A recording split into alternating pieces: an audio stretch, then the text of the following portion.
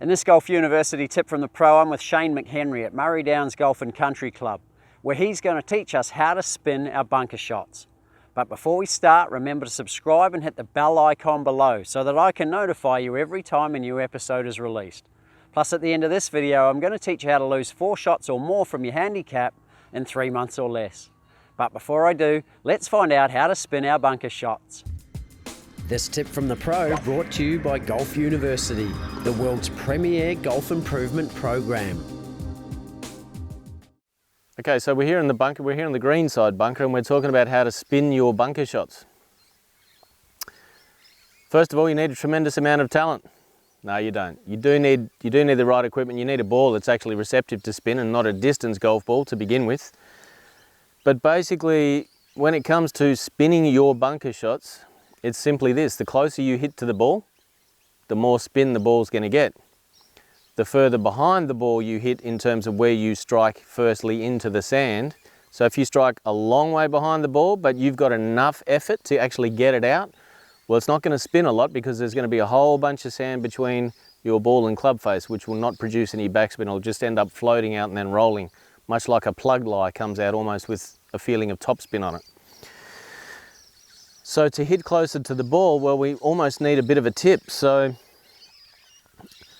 you can fiddle around with the ball position. My preference, my opinion as a golfer myself, is to have the ball a bit left of center, almost always, all things being equal and the lie is good. That changes obviously for bad lies, but we've got a nice lie here. We've also got less sand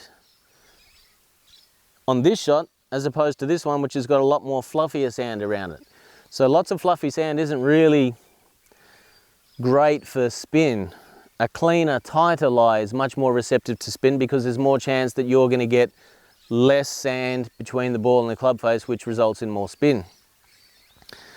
The other thing to make sure is to make sure that your club's actually dry before you even get into the bunker. So if you're having a few practice swings in the grass, just give it a wipe on your sock or a wipe on your towel if you've got it. Make sure it's pretty dry and crispy.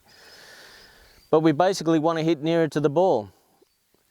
So how do we go about doing that? Well, you need to practice it. If you can find a better way, I'd like to know. But let's draw a line in the sand and practice a couple of shots here of hitting as close to the sand as possible.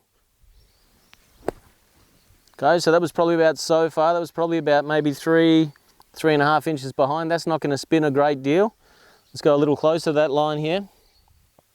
So we're going to move that line a little bit more to the center of our stance so that I can get closer to the line.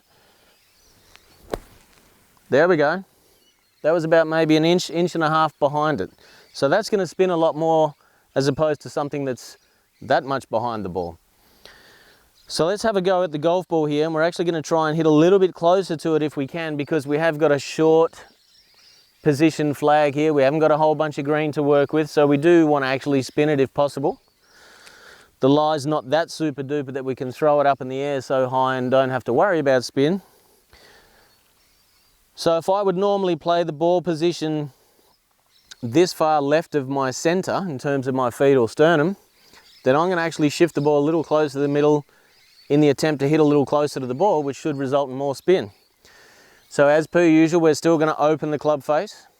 We're still going to have our weight left. We're still going to have a low position. I always suggest think Formula 1 car, which is low and got a fantastic center of gravity. We don't want to be in up high and wobbly like a double-decker bus, because that's never going to help you in a bunker. So the ball's a little more centered. Weights left, club face is open. Hands are gentle on the club.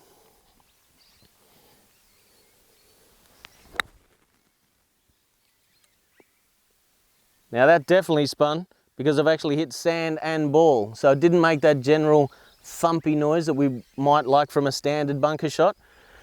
I've actually had a little bit of sand in there and a whole bunch of ball there as well. Thankfully I had the club face open, so it hasn't gone too far, but that's probably landed and stopped within a meter from its landing position because I've got some sand and some ball.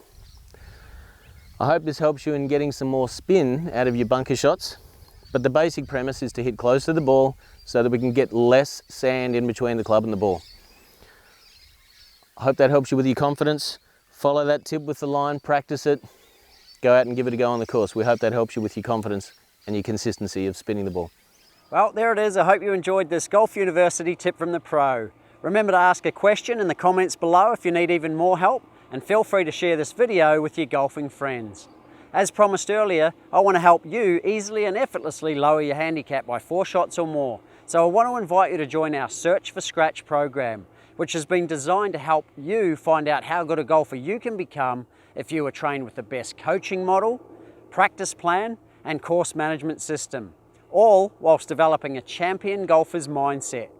For more information and to become another one of our success stories, visit searchforscratch.tv/Search for Scratch program, or click the link in the description below. Thanks for watching, commenting and sharing this video, guys. I look forward to supporting your golf improvement in the Search for Scratch program.